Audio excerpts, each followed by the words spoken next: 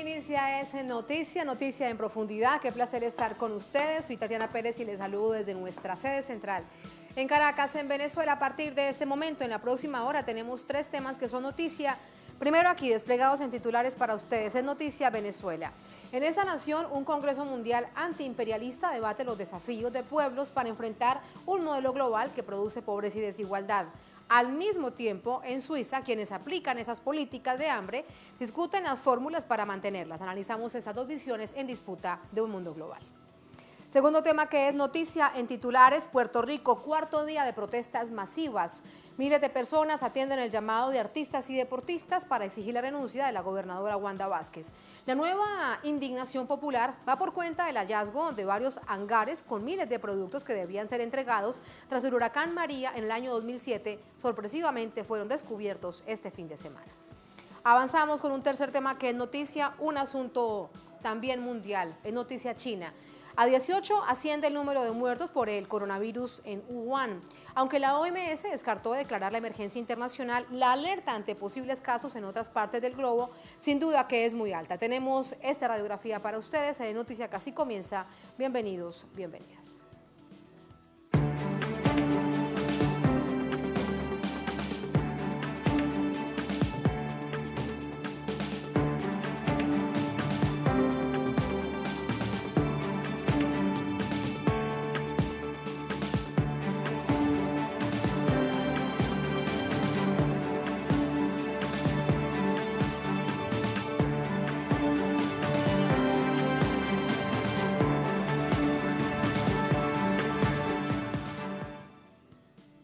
En noticia Venezuela, el mundo en alto contraste, la élite económica global responsable de las brechas sociales que afectan al mundo, reunida en la ciudad de Davos, en Suiza, que buscan fórmulas para reinventar el capitalismo. Entre tanto, movimientos sociales de los 5 continentes asisten a la capital venezolana Caracas para proponer alternativas a ese modelo económico neoliberal que sigue produciendo miseria.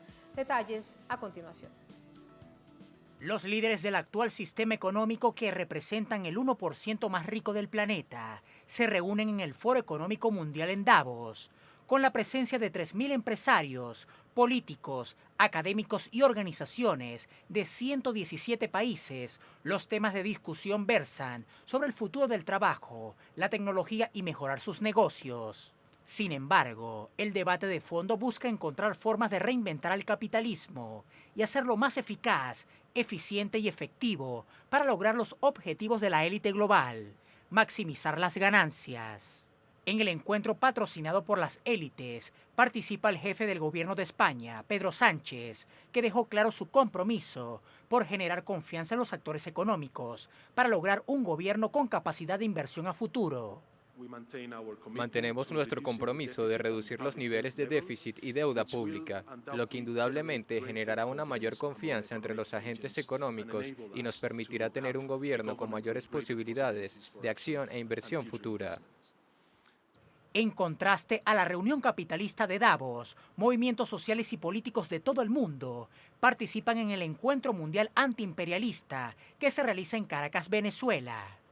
La agenda del encuentro incluye temas como las agresiones militares, la protección del medio ambiente, la cultura y el socialismo como alternativa al modelo neoliberal, además de la agenda antiimperialista, como señalan participantes del evento. Los pueblos, por un lado, los movimientos sociales, las organizaciones políticas que están con los pueblos, avanzando, queriendo avanzar un mundo de igualdad, de justicia social, contra las acciones del imperialismo, ¿no? Pero por otro lado, este otro sector que además, de alguna forma, en cuanto a tamaño de la población, es minoritario, pero tienen el poder económico, son los grandes empresarios monopolizados, las grandes empresas transnacionalizadas, que se encuentran para, acordar, hacer negocios. La tarea principal es unificar la izquierda y tienen la tarea de fortalecernos en cuanto a organizaciones, pero también en cuanto a unidad de la clase trabajadora, con el intuito de promover los cambios que necesitamos. La segunda jornada del encuentro antiimperialista cerró con una gran movilización, tras lo cual los participantes del evento sostuvieron una reunión con el primer mandatario venezolano, Nicolás Maduro Moros. Masiva concentración con anuncios, con reflexiones del presidente de Venezuela, Nicolás Maduro, y de esto conversamos con Leonel Retamal desde nuestra sala de noticias. Leo, ¿cómo estás? Adelante, buenas noches. Buenas noches, Tatiana. Claro, se desarrolló esta movilización que es parte del encuentro de este foro contra el imperialismo que se desarrolla aquí en Caracas. Comenzó el día de ayer y finaliza mañana con una plenaria de cierre de las conclusiones de las distintas mesas, más de 10 mesas que se han estado sesionando durante estos días, que tienen que ver con temáticas de sustentabilidad, economía, ecologismo, feminismo, pueblos afrodescendientes, en fin, pueblos originarios, una amplia gama de intereses que están que son vistos como que están contrapuestos con los intereses del imperialismo, y por eso en esta diversidad se busca encontrar los puntos en común de acuerdo para desarrollar como objetivo una agenda de trabajo para el año 2020. Esto es una de las labores que se ha dado este foro, que de hecho es una mesa que busca trazar estrategias en común que abarquen los 5 continentes desde donde provienen todos los movimientos sociales que llegaron hasta Caracas. El día de hoy, en esta movilización que fue protagonista el pueblo venezolano con su variopinta cantidad de organizaciones, concurrieron hasta el Palacio de Miraflores, el Palacio de Gobierno de Venezuela, y ahí lo recibió el presidente Nicolás Maduro. Él también hizo énfasis en la necesidad de sentar esta diferencia entre las movilizaciones populares, los intereses del pueblo, como ha sido reflejado en el caso venezolano durante todo el año 2019, y los intereses del imperialismo. Imperialismo, que es visto y personificado en Estados Unidos principalmente, pero también en expresiones coloniales de países europeos y de Oriente. Entonces, todo esto conforma parte del complejo escenario que se está discutiendo, puesto que son muchos intereses que están aquí en juego, debatiéndose, pero hay una línea transversal que tiene que ver con precisamente las 3 frases que motivan este encuentro: por la paz, por la soberanía y por la vida. Son las frases que están detrás de esto, puesto que, como se ha visto en Medio Oriente, hay un atentado contra la paz con el asesinato del teniente general Qasem Soleimani, quien ha tenido amplios reconocimientos en este encuentro, y la autodeterminación de los pueblos tiene que ver con la soberanía de cómo cada pueblo decide vivir su sistema político. Así que son parte de los temas que han estado aquí en debate y que, como plantea este segmento, como lo planteas tú en la nota, hay una contraposición con lo que se está discutiendo en Davos, y bueno, vamos a ver mañana cómo está configurada esta declaración final en la plenaria que cerrará este encuentro del Foro Antiimperialista aquí en Caracas. Es el asunto, la disputa global con 2 modelos evidentemente encontrados, cada uno con sus particularidades. Cuando hablamos del progresismo, por ejemplo, en América Latina, es un asunto que vamos a analizar de inmediato. Gracias, Leo, muy buenas noches. Buenas noches. Y sobre este tema conversamos en profundidad con el analista político, periodista, catedrático universitario español radicado en Ecuador, Fernando Casado. Con él conversamos los siguientes minutos. Esto nos dijo precisamente desde este encuentro. Hasta allí llegamos y de esto conversamos. Fernando, bienvenido a Noticias de Televisión. Gracias por acompañarnos. Muchísimas gracias por la invitación, Tatiana. Fernando, hoy cuando vemos aquí en Caracas, en Venezuela, más de 800 delegados, referentes políticos, de movimientos sociales, de gobiernos, hablando de un asunto tan importante a nivel global, de lo mismo pero de otra manera se discute en el foro de Davos en Suiza. ¿Cuáles son las diferencias que debemos entender en cada uno de estos momentos en los que se discute lo mismo?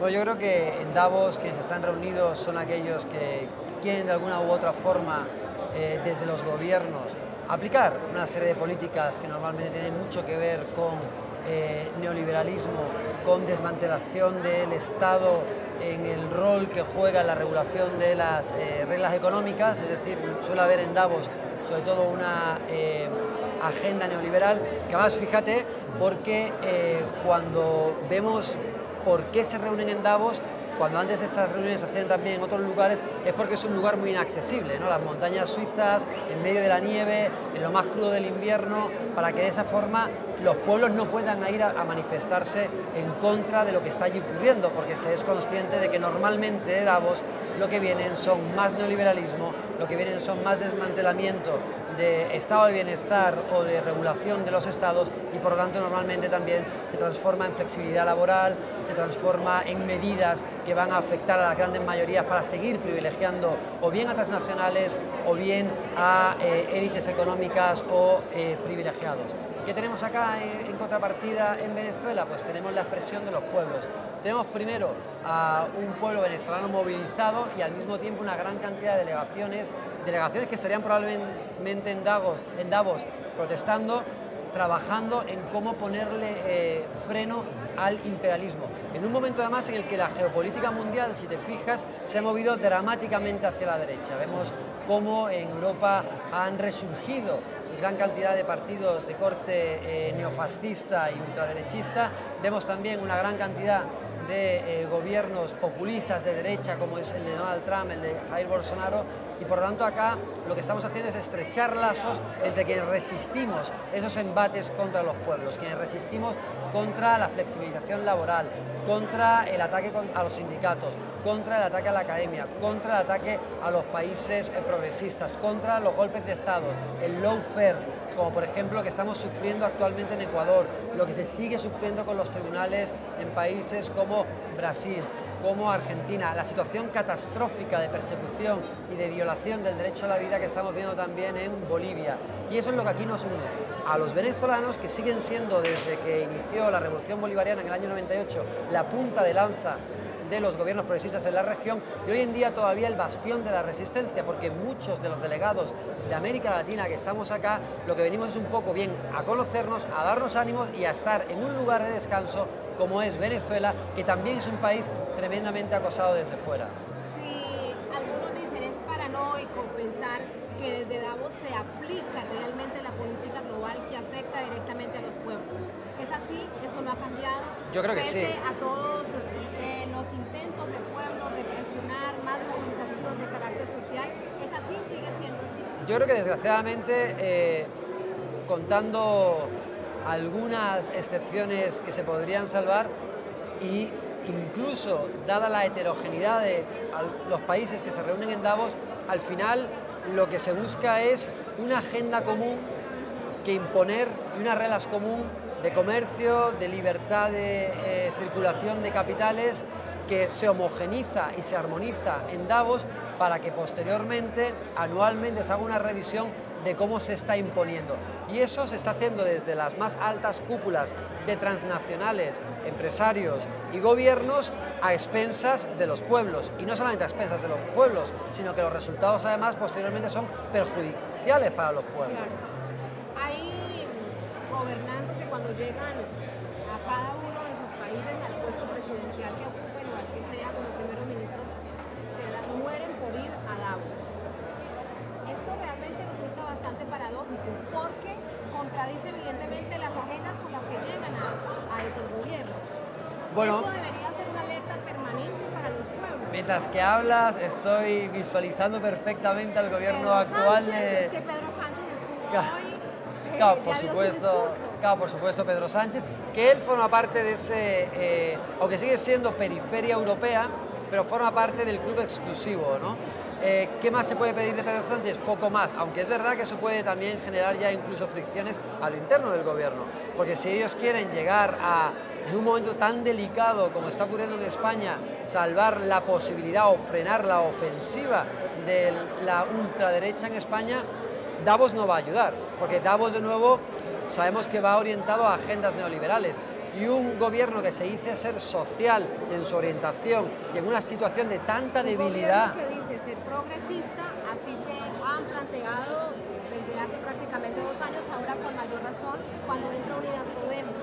En la agenda de Davos, uno no se imaginaría entonces que esté Unidas Podemos, pero bueno, está su representante después de la coalición. Sin duda, y su vicepresidente es de Unidas Podemos, y en principio la tarea que tienen es la aplicación de una agenda social profunda para frenar a la derecha, no de otra manera.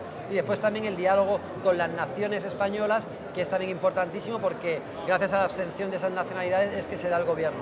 Sin duda hay una gran contradicción, aunque también es cierto que España de alguna manera forma parte de ese buró central, de ese núcleo duro de los países que también toman decisiones en Davos.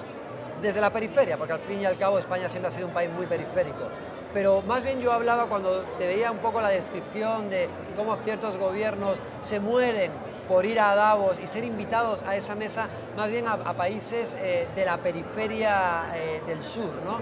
Y estaba viendo un poco el gobierno ecuatoriano, ¿no? Cómo con una agenda progresista que llega al gobierno y un viraje radical y traicionero que da a lo que había sido el motivo por el que está o porque se le da el apoyo popular, ahora pide pista y suplica prácticamente estar presente en Davos y venir a aplicar a la perfección lo que son las agendas neoliberales del Fondo Monetario Internacional, de flexibilización laboral, de achicamiento del Estado, que es lo que se están pidiendo en Davos con los organismos como el propio foro y después la Organización Mundial del Comercio y el resto, el Fondo Monetario Internacional, etcétera, etcétera, Banco Mundial.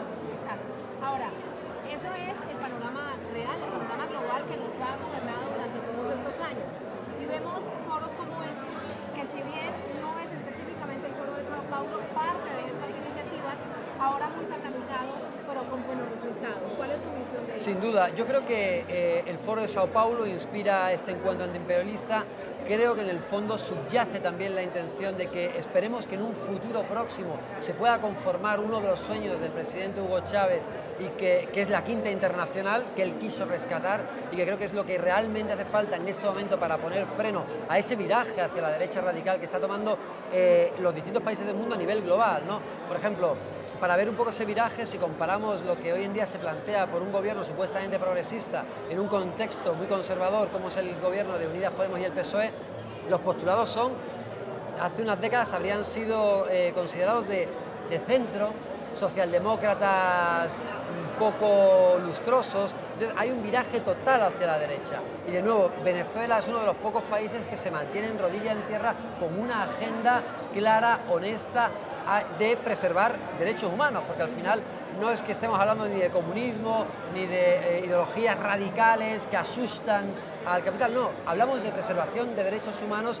y de, por supuesto, también de combatir el mayor de las lacras y de los problemas que tenemos, que es el sistema capitalista de libre mercado que viene azotando a nuestros pueblos en los 200 años de vida republicana. Entonces yo creo que estos encuentros son muy importantes porque crean una conciencia también global de la importancia de nosotros volver a nuestros países con unas agendas de resistencia ante la persecución política y al mismo tiempo agendas programáticas para tratar de regresar a estados fuertes que puedan establecer reglas del juego que beneficien a las grandes mayorías, que es lo que se está en estos momentos perdiendo y que al fin y al cabo no es otra cosa que defender y garantizar derechos humanos tal y como aparecen en los tratados internacionales. ¿Y qué es lo que proponen todos los gobernantes que se van a Davos? Y al final obviamente entendimos que esa es la agenda que tenían allí oculta. Fernando, muchas gracias. Un placer. Muchísimas gracias. Muchísimas gracias. Ahí estaba las políticas que son tan diametralmente distintas. Una cosa lo que se discute en Davos, otro lo que se discute precisamente aquí en Caracas, en esta capital suramericana. El Estado, a través de la protección del pueblo y del desarrollo social con sus distintas particularidades en cada una de las naciones en donde así avanza. Ese es de nuevo un tema central aquí en las discusiones. Pero no solamente con Fernando Casado conversamos acerca de ello, hablamos también con Fidel Narváez, excónsul de Ecuador en Londres bajo el gobierno del presidente Rafael Correa, actualmente radicado en Reino Unido, es analista político. Él estuvo durante esta jornada prácticamente dedicado a la mesa de la comunicación, que resulta otro asunto transversal en este modelo en disputa, y esto conversamos con él. Fidel, bienvenido. Gracias por acompañarnos. ¿Cómo está? Un gusto para mí estar aquí. Estoy a la orden. Estoy muy bien. Has estado durante estos 2 días en la mesa de comunicación, y si revisamos la comunicación, pues eso es parte transversal de la disputa que tiene nuestra América Latina y el mundo. ¿De qué se ha discutido? Bueno, mira, yo creo que la batalla comunicacional es la batalla del presente y del futuro inmediato a librarse. Es fundamental. Los gobiernos progresistas, por darte un ejemplo, ganamos muchísimas batallas en la década pasada y conseguimos muchísimos logros económicos y sociales, pero creo que la batalla comunicacional no la supimos llevar como deberíamos. Y es lógico. ¿Y por qué crees que pasó eso? Hablas, por ejemplo, ejemplo, con el caso específico de Ecuador, pero sucedió también en otras partes de América Latina, en Brasil, en Argentina. ¿Qué crees que fue lo que pasó?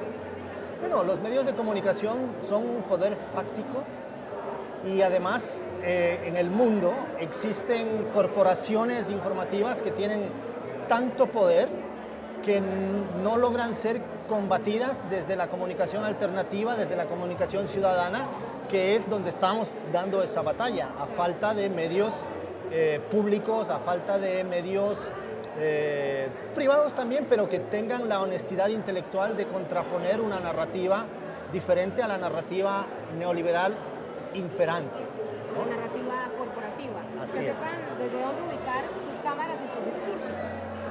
Sí, que hagan comunicación honesta, es decir, que den espacio a voces diversas, distintas, y que cada historia normalmente tiene dos lados, ¿no? Pero, o muchos más, pero por darte un ejemplo nada más, yo soy ecuatoriano, vengo de Ecuador. Durante el gobierno de Rafael Correa se libró una batalla enconada, digamos así, con los medios de comunicación, con el poder fáctico de los medios de comunicación, pero en todo caso, desde los medios públicos, de alguna manera, se hizo una contranarrativa. Había una contraposición de narrativas, lo cual al final es saludable porque por lo menos el destinatario de la comunicación tiene cómo comparar. Esa es la formación de la opinión pública. Hoy en día, en mi país, no existen dos narrativas.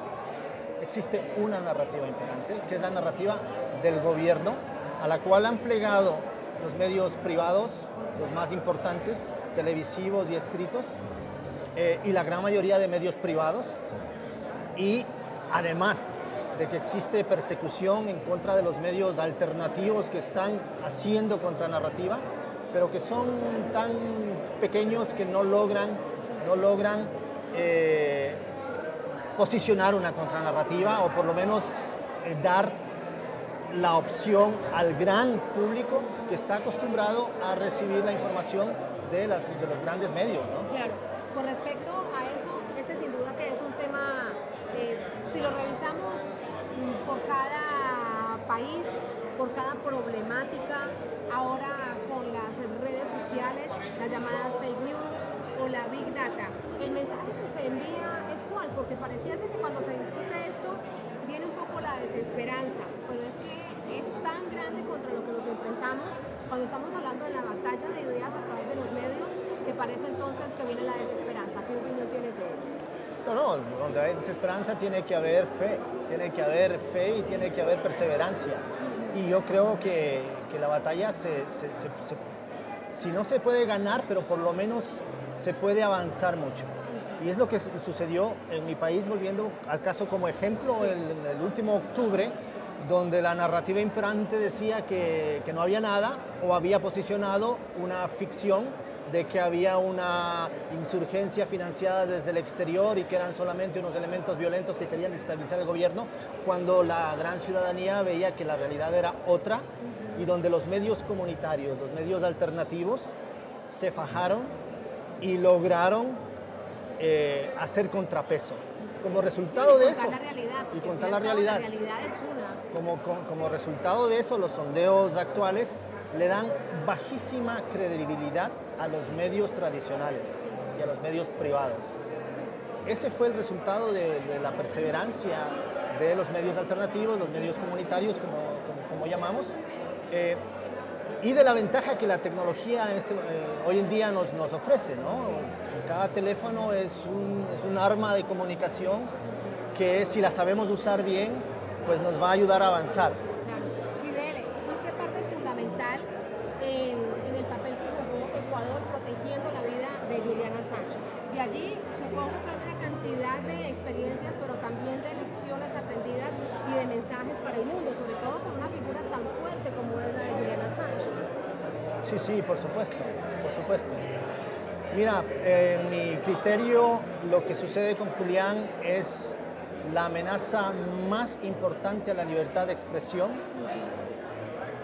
de nuestra generación. el antecedente similar, digamos. Además que el gobierno del presidente Moreno hubiese quitado todo su apoyo. Pues bueno, ¿qué te diré? El gobierno sincrónico con su postura política. Obsecuente y sumiso a la presión norteamericana, a la presión del imperio, que nadie se engañe. Julian Assange no fue entregado por decisión propia política del interés ecuatoriano de resolver un problema. Fue entregado porque así se lo pidió Estados Unidos. Mientras el gobierno de Rafael Correa lo protegió contra toda presión, porque fue una decisión muy valiente que pocos gobiernos se hubieran atrevido a dar, el gobierno de Lenín Moreno cedió a la presión y cometió en lo que a mi criterio es un crimen. Porque entregar a un refugiado político, a sus perseguidores, a alguien que había confiado en ti para que lo protejas, bajo una institución que es sagrada y que para los latinoamericanos es una institución tradicional, la del asilo político, y tirar por el piso toda esa tradición, tirar por el piso toda la legislación internacional que prohíbe la devolución de un refugiado o de un asilado político, mientras persistan las causas o las amenazas contra su vida, contra su integridad, eso es imperdonable, absolutamente imperdonable.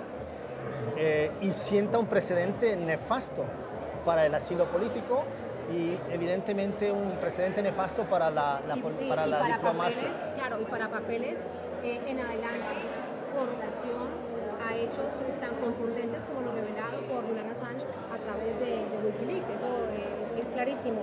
Ahora, Fidel, ¿estás en contacto con su familia, con sus allegados? ¿Cuál es su situación de salud jurídica? Pues yo me mantengo muy cercano a todo el movimiento de solidaridad con Julián desde Londres, que está conformado obviamente por su equipo legal, por el equipo de Wikileaks, porque es una causa importante. ¿Crees que hoy en día es realmente una causa a probar como debería ser? Es una causa a probar. Si Julian Assange llega a ser extraditado y es juzgado bajo una ley de espionaje del siglo pasado, 1917, sería la primera vez que un periodista es juzgado bajo esa ley anacrónica. Sería un precedente nefasto para el periodismo a nivel mundial. Cualquier periodista en cualquier parte del mundo que se atreva a denunciar o a publicar cosas que los Estados Unidos vetan o están en desacuerdo o consideran que van contra su seguridad nacional, está en riesgo porque estamos hablando de la aplicación extraterritorial de una ley estadounidense. Julian Assange no es estadounidense. Julian Assange no publicó en Estados Unidos. ¿Te das cuenta? Sí. Entonces, los Estados Unidos ya no solamente quiere ser la policía del mundo, quiere ser la corte del mundo, aplicar sus leyes extraterritorialmente. Si se da ese precedente, ¿qué le impediría a una Arabia Saudita, a China, a Rusia, a quien sea, pedir extradición desde otro país a cualquier periodista si no les gusta lo que se publica? Entonces es una causa, por supuesto es una causa global. Para despedirte, Fidel, la probabilidad que existe, te lo pregunto incluso en términos de porcentajes, de que sea extraditado, que es lo que se prevé hacia Estados Unidos, la probabilidad de que no sea así, de que se dé la pelea y se gane y no vaya extraditado a Estados Unidos, porque bien sabemos lo que le esperaría en Norteamérica. Mira, yo vivo en el Reino Unido muchos años, 13 años, lo suficientemente como para saber que en materia de la relación entre Estados Unidos y Gran Bretaña hay una relación de sumisión. Debe ser el primer caso en la historia en que una ex colonia trata a su ex colonizador como una colonia. Los británicos, en materia de seguridad nacional o lo que sea de Estados Unidos, casi siempre terminan cediendo. Han invadido países de la mano con Estados Unidos, a pesar de no haber la aprobación de las Naciones Unidas, a pesar de la oposición masiva de sus propios ciudadanos, simplemente para complacer a los Estados Unidos. Los Estados Unidos están obsesionados con sentar un precedente con Julian Assange para que nadie más se atreva a hacer, para que nadie más los llegue a humillar como él los humilló. Entonces, el porcentaje de que acepten esa extradición es muy alto. Inclusive el sistema de justicia británico es susceptible a las presiones políticas del establishment británico, que responde también a las presiones políticas del establishment norteamericano.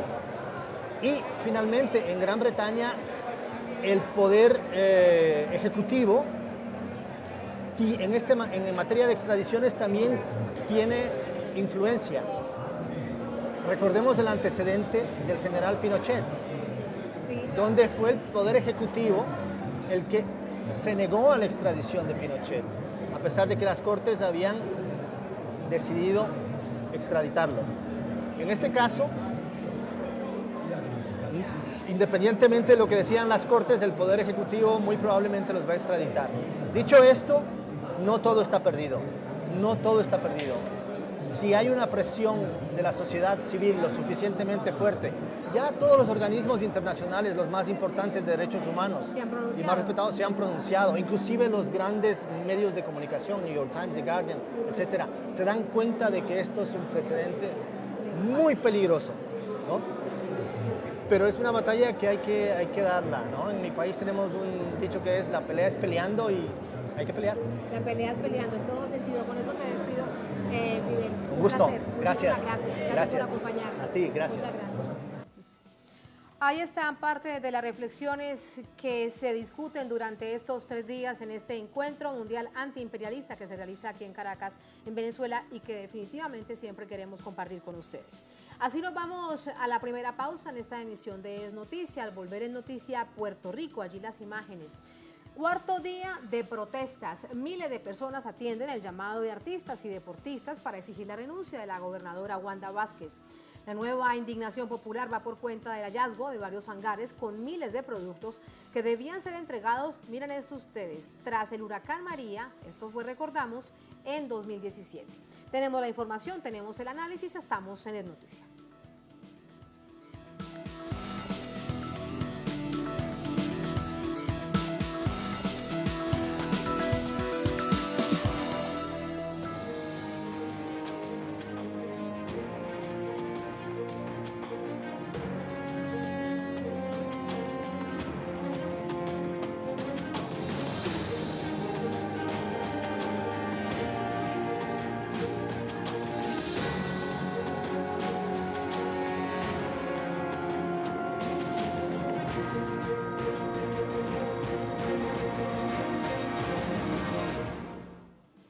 En Noticia Puerto Rico, en las calles de la capital en San Juan se exige la renuncia de la gobernadora Wanda Vázquez.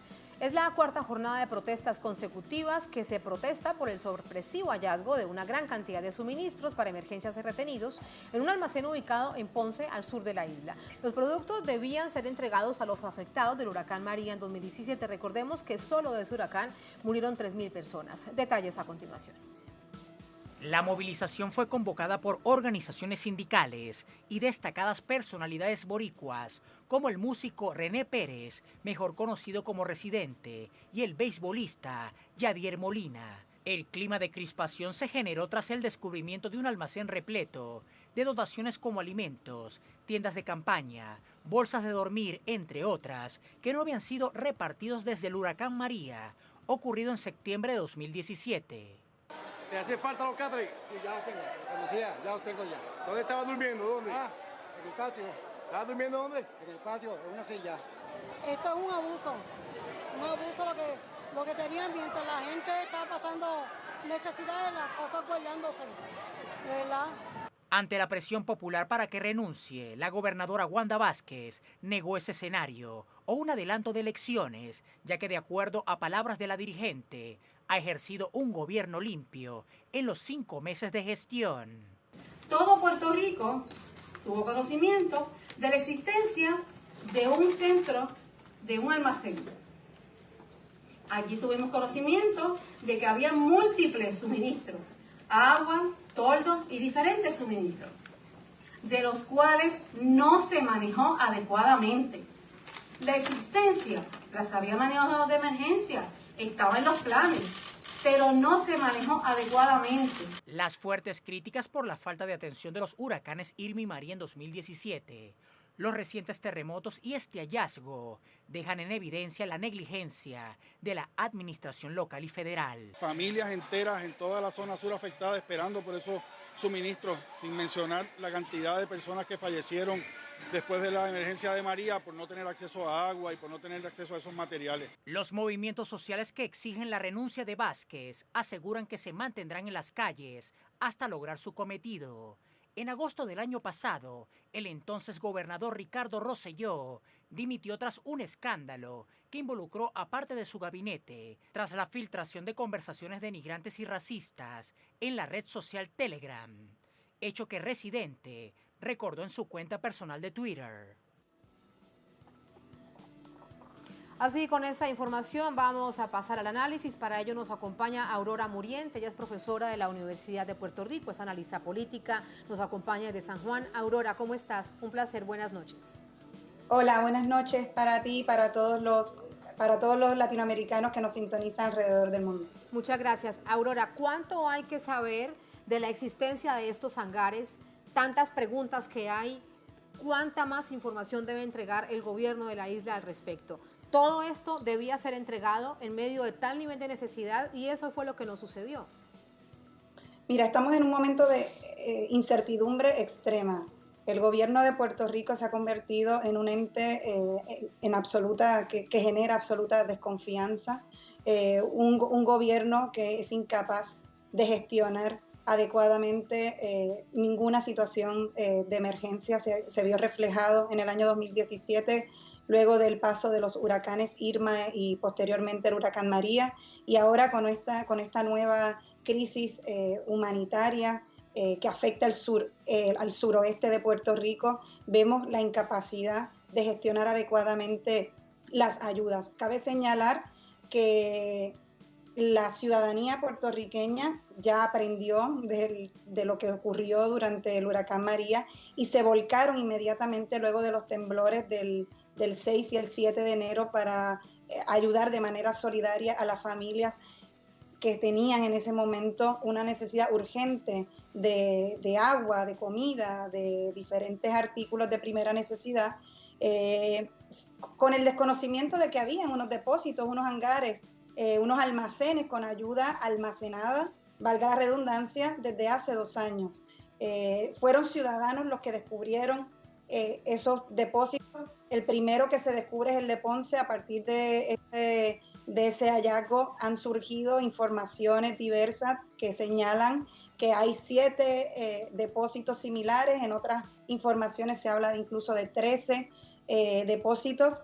Estas ayudas que estaban escondidas pertenecen a diferentes cargamentos que llegaron a Puerto Rico a raíz del huracán María. De hecho, las etiquetas que aparecen en el agua embotellada, que ya aparece como expirada, ponen la fecha del 14 de octubre de 2017, apenas 20 y tantos días luego de la emergencia de María, y posteriormente no fueron entregadas a las familias.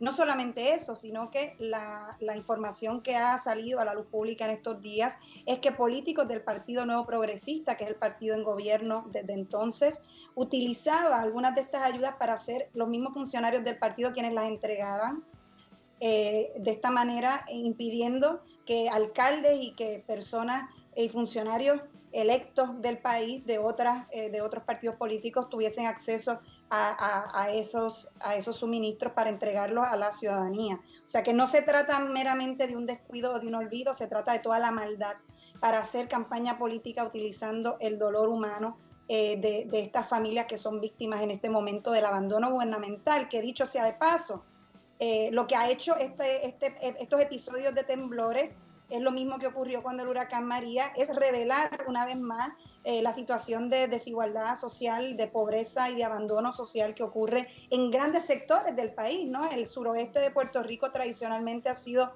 unos municipios sumamente olvidados. Estamos hablando de Cabo Rojo, Lajas, Guánica, Yauco, Guayanilla, Peñuelas, Ponce, Utuado, otros municipios del centro de la isla que también han sentido réplicas fuertes y que han tenido bastantes familias afectadas. Quiere decir que lo que ha ocurrido... las cifras, Aurora, las cifras oficiales, más de 8.000 personas refugiadas, sin contar las que siguen en sus casas, pero pasando tal nivel de necesidades. Permíteme preguntarte algo, Aurora. La gobernadora Wanda Vázquez de alguna manera reconoce que ella sí sabía de la existencia de estos hangares, pero que los suministros y los productos que estaban allí fueron mal manejados. ¿De alguna manera políticamente esto la podrá salvar de tal nivel de culpa o qué crees? Mira, el mismo día que aparecen los suministros, y no aparecen de manera incidental, sino que son ciudadanos que van investigando y llegan, y cuando llegan estaban empleados públicos del Cuerpo de Bomberos y de otras agencias sacando de manera discreta y oculta algunos de estos suministros. La gobernadora ese día emite un comunicado y hace una conferencia de prensa en el que niega saber de la existencia de estos hangares, de estos depósitos de suministro. Posteriormente dice que sí había información, luego dice que sí conocía. Entonces evidentemente es una mentira, ¿no? De principio a fin lo que se le está contando, la narrativa que ha llevado el gobierno de Wanda Vázquez ha sido una mentira de principio a fin, y se ha ido desvelando ella poco a poco en sus mentiras. Cabe señalar que ella es gobernadora no electa, ella era secretaria de Justicia bajo la administración del ex gobernador Ricardo Rosselló Nevares, y como secretaria de Justicia tuvo la oportunidad de investigar el mal manejo de fondos y el mal manejo de los recursos que había en diferentes depósitos luego de la emergencia del huracán María, y explícitamente se negó. De hecho, se hicieron públicos unos mensajes de texto donde ella pide a otro funcionario que evite de la mejor manera posible que el Departamento de Justicia tuviese que investigar. Así que ella, como secretaria de Justicia, sí tuvo conocimiento del mal manejo de los suministros, no hizo nada, no investigó la corrupción. De hecho, hace una semana, por segunda vez en unos meses, las agencias federales acusan y arrestan a la exsecretaria de Educación, Julia Kelleher, por casos de corrupción, y es una vergüenza que habiendo sido ella funcionaria en Puerto Rico, el Departamento de Justicia del Estado Libre Asociado de Puerto Rico jamás la investigó, ¿no? Y Wanda Vázquez tuvo gran responsabilidad en eso. Quiere decir que lo que ha ocurrido esta semana de sus ires y venires, de decir que no sabía nada y luego que sí sabía de la existencia de estos hangares, es una mentira y una gran irresponsabilidad, sobre todo tratándose de vidas humanas y de familias enteras, de niños, de envejecientes, de encamados. Yo tuve la oportunidad de ir hace 2 días a diferentes campamentos en la zona suroeste, y es impresionante la cantidad de personas que están ahora mismo en una situación de desamparo, de necesidad de recursos médicos, de necesidad de electricidad eléctrica que está sumamente inestable debido a que han seguido las réplicas de estos temblores, porque hay una falla, la falla de Punta Montalva, que recorre el sur oeste de Puerto Rico, que está despierta, que está activa. Estamos en el Caribe, en una zona altamente sísmica. No estábamos acostumbrados a eventos como este, pero no somos exentos de ellos. Y lo que nos queda en este momento es ajustarnos a esta nueva realidad. Para eso hace falta transparencia, para eso hace falta sensibilidad, para eso hace falta que el gobierno, ¿no?, que sea el que esté, ¿no?, el que escojamos, como país, hecho, asuma Aurora, las consecuencias de situaciones como esta. Claro, de hecho, Aurora, parte de las exigencias ahora en este nuevo momento, en este nuevo ciclo de movilizaciones, de protestas que hoy cumplen la 4ª jornada, lo que se exige es llamado a elecciones. Ella dice que no, porque hasta ahora, en estos 5 meses de su gobierno, que todo lo han hecho bien. La pregunta es si logrará la presión, producto de este escenario, te lo pido, tu análisis, sí, si puede realmente darse elecciones anticipadas, pero sobre todo, ¿qué puede cambiar realmente en el país en términos de conciencia política para quebrar un modelo que los tiene tan quebrados? Valga la redundancia. El verano del 2019 fue clave, ¿no? hubo un quiebre en cuanto a la capacidad que teníamos como país de responder ante las ineptitudes gubernamentales, ¿no? Luego del paso de los huracanes hubo mucho sufrimiento, sobre 4.000 personas murieron, no murieron por el huracán ni por los vientos, murieron por la ineficiencia del gobierno y por la corrupción detrás del manejo de la emergencia. Y el país ha ido despertando. En el verano del 19, la gente salió a la calle, más de 1 millón de personas marcharon de una manera sumamente participativa, personas de todos los sectores, edades, partidos políticos, ideologías, religiones, etcétera. Se creyó por un momento que luego de la renuncia del gobernador Ricardo Rosselló y de la posterior conformación de un nuevo gobierno bajo Wanda Vázquez, iba a haber una merma, ¿no? Y que era simplemente un verano combativo de un movimiento muy puntual. Sin embargo, lo que está sucediendo ahora es respuesta también a eso, ¿no? No nos hemos ido de la calle y estamos pendientes y atentos a lo que sucede. Nuestro ordenamiento jurídico y nuestra Constitución no permite un referéndum revocatorio, tampoco permite elecciones anticipadas. Es evidente que nuestra Constitución, que data del 1952, está ahora mismo en un proceso que necesita una renovación urgente para que hayan mecanismos disponibles para que cuando ocurren eventos como este, donde hay una corrupción y un mal manejo tan evidente de los recursos del país, existan los mecanismos ciudadanos para ejercer presión y para cambiar el gobierno. Sin embargo, el hecho de que ella pueda renunciar es una realidad, podría hacerlo, ¿no? De la misma manera que Ricardo Rosselló renunció, va a depender de la presión que haya en la calle, va a depender de cuánto nosotros como país logremos movilizarnos para conseguir ese objetivo. Las elecciones son en noviembre y ella está apostando a llegar como candidata porque, dicho sea de paso, entró por un periodo de 1 año y medio, era lo que iba a estar en el gobierno, prometiendo que no iba a correr a una reelección, y le gustó el poder, ¿no? Es increíble cómo en este país un día dicen los políticos una cosa y a la semana cambian completamente el discurso. Lo mismo que hizo este fin de semana de mentirnos descaradamente con relación a los suministros, hizo con esta candidatura a la gobernación.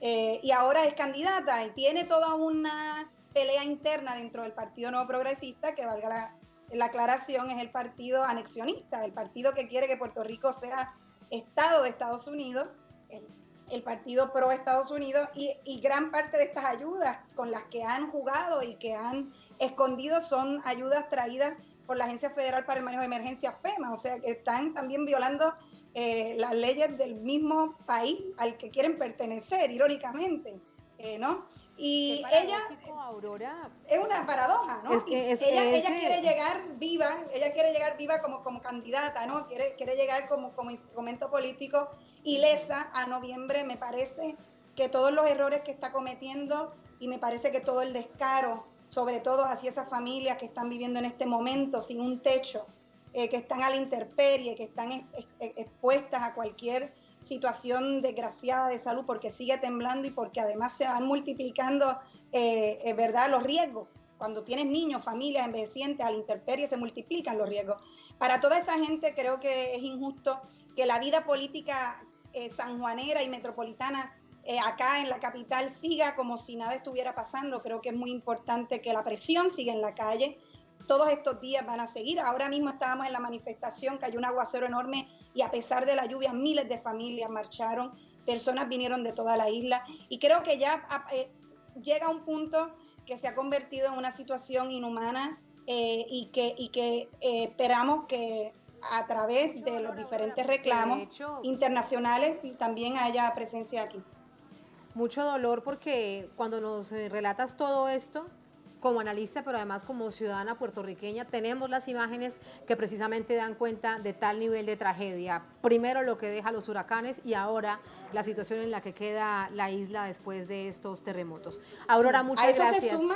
Rápidamente, Dime. a eso se suma la Junta de Control Fiscal, las diferentes medidas de austeridad, o sea, es una situación crítica y nosotros tenemos en las manos en este momento llevar el país hacia el camino que sea mejor para todos. Es una gran responsabilidad como ciudadanos estar aquí y estar alerta. Muchas gracias a Telesur por estar pendiente siempre de Puerto Rico. Siempre es así, estamos atentos a de Telesur hacia Puerto Rico. Les enviamos un abrazo inmenso.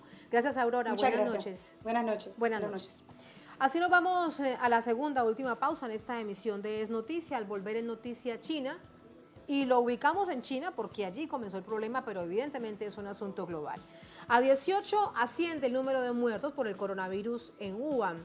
Aunque la OMS, la Organización Mundial de la Salud, no declara emergencia internacional, la alerta ante posibles casos en otras partes, de hecho, es mundial. Les ofrecemos la radiografía de esta situación al volver. Estamos en Es Noticia.